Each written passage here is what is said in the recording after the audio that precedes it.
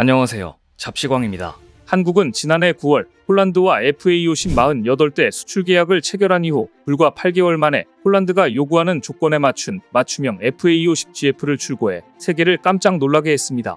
우크라이나 전쟁 이후 폴란드가 빠르게 전력 공백을 메우기를 냈고 그토록 빨리 납기일을 맞춰 정확하게 약속을 지켜줄 수 있는 나라는 지금 세계에선 한국뿐이었습니다. 지난 6월 7일 경남 사천에서 있었던 FAO-10GF 1, 2호기 출고식에는 폴란드 부총리 겸 국방장관이 직접 참석했으며 이날 납품을 시작으로 한국은 올해 폴란드와의 계약 물량 48대 중 12대를 납품할 계획입니다. 이처럼 신속하게 로켓 배송이 가능했던 이유는 우리 공군의 대승적 결단과 방위사업청의 적극적 협조 등 방산업계가 원팀을 이뤘기 때문입니다. 한국은 이미 한국산 전차와 자주포를 납기일에 맞춰 폴란드로 수출에 신뢰를 쌓았고 이번 FAO-10GF는 아예 항공기에 실어 납품했습니다. 지금까지 우리 공군의 전투기 수출은 주로 페리 방식이었습니다. 조종사가 탑승해 동남아 수출국으로 직접 몰고 가 수출하는 형식이었는데요. 하지만 이번 폴란드로의 수출은 항공기를 분해해 항공사를 통해 수출하는 방법을 택했습니다. 그동안 자주포와 전차 등을 폴란드로 보낼 때는 폴란드 벌크선에 실어서 보냈으나 FAO-10GF는 국적 항공기를 통해 로켓 배송해 납기일을 기록적으로 맞춰주었습니다. 또한 이번 로켓 배송은 중국과 러시아 항로를 의도적으로 피해 캐나다 밴쿠버, 폴란드 바르샤바 항로를 이용했습니다. 잘못하면 중국이나 러시아에 억류당할 수 있기 때문에 중국과 러시아 항로를 피해 밴쿠버, 바르샤바 항로를 택한 것으로 분석됩니다. 한국과 폴란드의 협력 관계는 이제 방산을 넘어 전기차 배터리와 원자력 발전 협력 등으로 이어지면서 폴란드는 이제 유럽연합 안에서 한국의 확실한 거점 국가가 되어가고 있습니다. 지난 1989년 한국과 수교를 맺은 폴란드는 그동안 국내 기업들의 유럽 진출 교두보 역할을 해왔습니다. 배우 일렉트로닉스가 1993년 최초로 폴란드에 진출한 이후 2000년대 중후반부터 LG와 삼성이 현지 생산 공장을 설립했으며 최근에는 전기차 배터리, 인프라 등 300여 개가 넘는 한국 기업이 사업을 벌이고 있을 정도로 성장했습니다. 그런데 폴란드 수교 35주년인 올해는 특히 배터리, 방산, 인프라, 에너지 등 전방위적 투자와 협력이 이루어지고 있습니다. 그런데 최근 폴란드 매체에서 폴란드 군사 빌드업은 한국이 완성했다는 집중분석 영상을 올려 화제가 되고 있는데요. 오늘은 이 내용을 자세히 알아보겠습니다. 폴란드 트윈티스 보고서는 폴란드가 왜 이렇게 군사력 증강에 골몰하게 된 것인지 그리고 폴란드 군사력 증강에 한국은 어떠한 역할을 하고 있는지를 집중 분석한 영상을 올렸습니다. 다음은 그 주요 내용입니다. Warsaw is carrying out an unprecedented military build-up program, worth over $130 billion. A large army and close cooperation with the Republic of Korea could be Warsaw's wider plan to form a new bloc of states in the center of Europe, trying to escape its semi-peripheral status vis-à-vis the West. The government in Warsaw is in the process of implementing more than 20 significant procurement programs for the Polish armed forces. Most of them originate from the Technical Modernization Plan, a document defining the modernization of the Polish army between the year 2017 and 2026. The list covers the entire spectrum of state-of-the-art systems needed on the modern battlefield. Starting with aircraft, the list includes the world's best multi-role aircraft, the American-made F-35, or the Korean FA-50, designed to replace the Soviet MiG-29s. These will be supported by the F-16s, already present in Poland. The helicopter base would be reinforced with almost 100 American Apache AH-64s, and more than 50 aircraft from the British-Italian conglomerate AgustaWestland. Plus drones, Bayraktar, Reaper, Gladius or Warmate, HIMARS rocket artillery, or nearly 300 K239 Chunmo, Korean equivalents of HIMARS, whereas nearly 400 Polish Krabs or Korean K9A1s would form the core of the self-propelled artillery, and eventually up to 1000 Korean K2 or the Polish variant of this tank K2PL. Why? What is it for? The reasons are many. The first is history. Poland has paid a high price for its weakness over the past 300 years. Institutional weakness and consequently military weakness led to a loss of self-determination for almost 200 years. This sometimes hopeless struggle came to a happy end in 1989, when Poland became the first country in the Soviet bloc to hold free elections and get back on its feet. Is on its way to catching up with Western Europe. Until recently, millions of Poles emigrated to the West to take up the most menial jobs. While the first of the two main causes of Polish tragedies in the last few centuries, German imperialism, has been widely suppressed, the second, Russian imperialism, has thus undergone successive incarnations. Polish leaders seemed to place all their hopes in NATO and American military omnipotence, given the rapidly destabilizing security architecture in Europe under the influence of the Kremlin's actions. Meanwhile, not even the Russian annexation of Crimea or the fighting over the Donbass has mobilized successive ruling camps to decisively and rapidly expand the capabilities of the Polish military. Suffices to say that on February 24, 2022, Ukraine had a much stronger army than Poland. So, although there are many reasons for a massive increase in the potential of the Polish army, more on this in a moment, the fundamental reason is to avoid history repeating itself. Poland wants to increase its capabilities in the short term dramatically.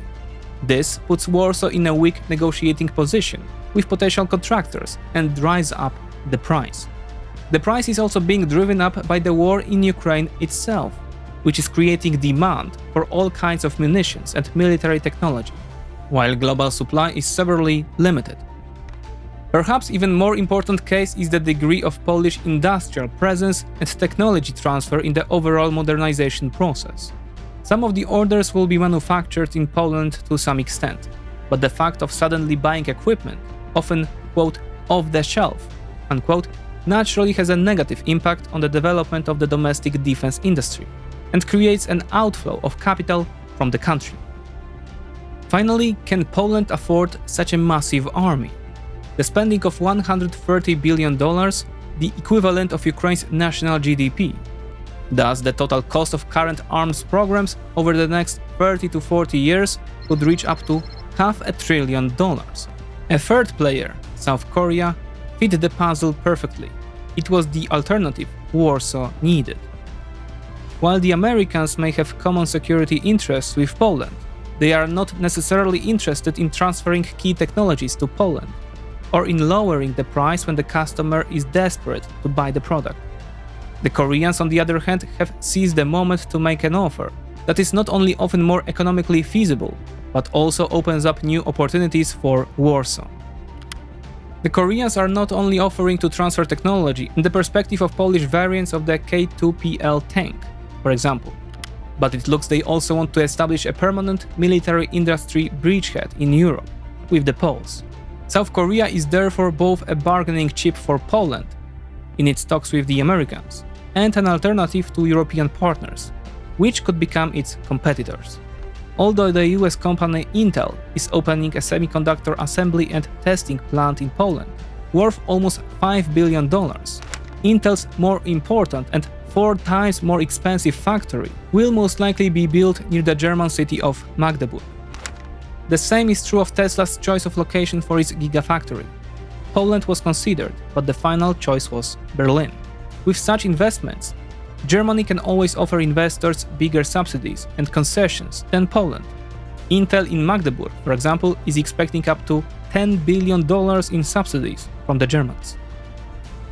Meanwhile, Korea, as one of the world's economic powerhouses, competes with German manufacturers in many areas, such as the automotive and arms industries. Korea and Poland are not only cooperating on a multi-billion-dollar military contract. The Korean conglomerate LG has Europe's largest battery factory near Wrocław, while Poland's energy transformation is to include a nuclear power plant built in partnership with Korea's KHNP. Warsaw and Seoul are also discussing cooperation in the automotive sector, including electric cars. The president of the Polish Investment and Trade Agency, Paweł Kurtasz, said that 14 investment projects worth nearly 4 billion euros were currently underway in cooperation with South Korea. This would result in the employment of 5,500 people if they came to fruition. This naturally leads to points of contention on the Berlin-Warsaw-Seoul triangle, with, among others, Korean participation. Both companies are to build nuclear power stations in Poland. In summary, the trilateral convergence of interests between Poland, Korea and the Central Eastern European countries could be described as follows.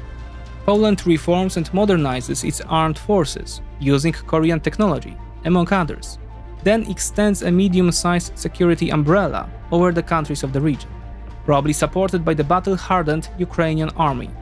Seoul provides the region with technology and investment, offering an alternative to Germany's hitherto monopolistic position in the region. For Korea, the obvious impetus would be to enter the European market in a big way and provide its industry with a magnitude of orders for decades that could compete with the French, German or Italian military centers. 이렇게 이 영상은 한국이 폴란드의 방산 및 기술력을 어떻게 빌드업시키고 있는가 집중 조명하고 있었습니다. 한국과 폴란드의 관계는 이제 방산 협력을 넘어 다양한 분야에서 시도되고 있습니다. 특히 최근에는 우크라이나 재건에도 힘을 모으기로 했습니다. 우크라이나 재건은 최대 1조 달러 이상 투입되는 대규모 사업으로 마셜 플랜에 버금가는 규모가 될 것이라는 예상이 나오고 있는데요. 최근 한국과 폴란드 정부는 우크라이나 재건 및 개발 프로젝트에 적극 협력하고 공공 및 민간 기업 간 교류를 공동으로 추진하는 데 합의했습니다. 따라서 한국은 한국해외인프라도시개발지원공사의 바르샤바 사무소를 개소하고 현지 공관의 인프라 전담 인력도 파견할 계획입니다. 또한 이번 나토 정상회담에서 동유럽 국가들은 한국의 방산 및 신기술에 대해 지대한 관심을 보였는데요. 특히 레이저 강국인 리투아니아는 바이오를 포함한 첨단 산업 분야에서 한국과의 협력을 요청하는 것은 물론 한국의 반도체 디스플레이 기업과의 협력은 물론 한국산 자주포 등 국내 무기체계에도 큰 관심을 보였다는 후문입니다. 이와 같이 이번 나토 정상회담장에서 유럽 국가들이 한국의 투자와 방산 수출에 대한 요청이 쇄도했다고 알려져 작년에 이어 올해도 한국의 방산 수출 전망은 밝아졌고 한국이 세계 4대 방산 수출국으로 도약하는 일이 현실화되어 가고 있음을 보여주었습니다. 오늘 준비한 소식은 여기까지입니다. 댓글을 통한 여러분들의 많은 의견 기다리겠습니다. 시청해주셔서 감사합니다.